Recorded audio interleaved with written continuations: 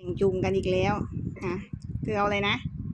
เธอสีทองใช่ไหมเอาสีเงินนะของเธอก่อนเอาได้จนได้แหละนะจุ่มหนึ่งอะนะไปเจอในอะไรวะC8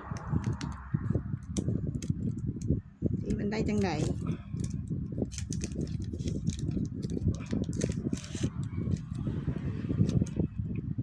วิแบบสอบถามดูทำไมเนี่ย